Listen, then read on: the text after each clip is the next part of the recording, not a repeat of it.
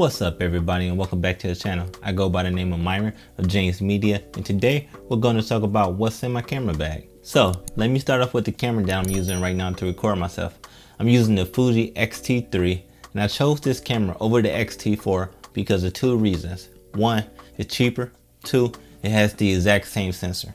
I had IBIS, I had the flip screen, I had better battery life on the GH5, but since I didn't know how to use the GH5 to its maximum capabilities, all those extra features really didn't matter at the time. So right now with the Fuji X-T3, I'm literally trying to teach myself and learn more about cinematography and try to do it the same way that professional cinematographers do it on bigger budget sets, because in reality, barely any of them use IBIS, barely any of them use autofocus, barely any of them have great battery life.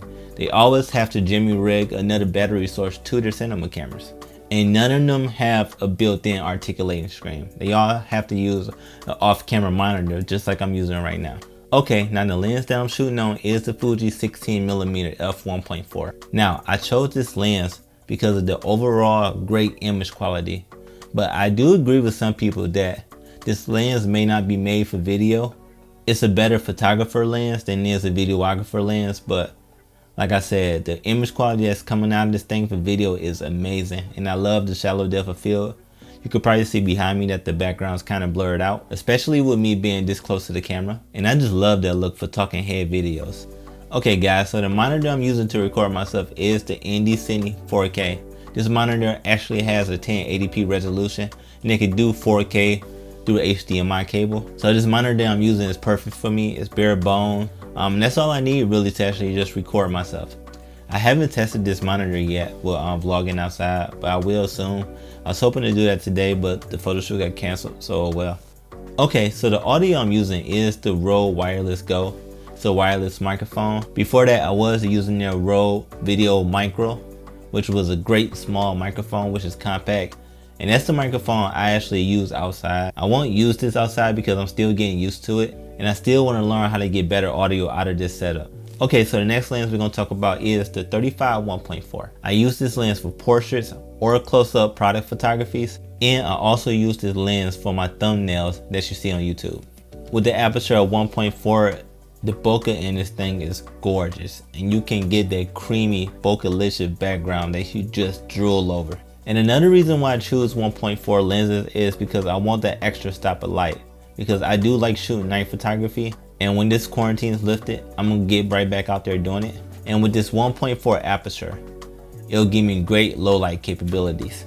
Now, I do have the Viltrox 23mm f1.4 on the way, but thanks to DHL, it won't get here till next week, sadly. So right now I cannot review that lens, but after I get it, I will go out and shoot photos and video with it, and I will make a video talk about what I think about that lens. Okay guys, you know the drone I use the DJI Mavic 2. I am not going to upgrade to the Mavic Air 2 because it simply don't shoot D-Log. And when I use these drones, I want the most dynamic range I can get out of a sensor. And another reason I'm not switching to the Mavic Air 2 is because the Mavic Air 2 controller size. This controller is small and compact and could just fit right in my pocket, and I love the small form factor of it. So another thing I have in my camera bag is extra battery to my drone. Because my drone only get like 30 minutes of flight time, having extra batteries is very important, so you're not just stuck to one and you're limited to what you can just capture on one battery. Okay guys, so the next thing I have in my camera bag is my Word notebook. I use this to plot down all my thoughts when it comes to making these YouTube videos. And if I have any ideas for future videos or maybe clients, I write it all down right here. Okay guys, so another thing I have in my camera bag is my ND filters.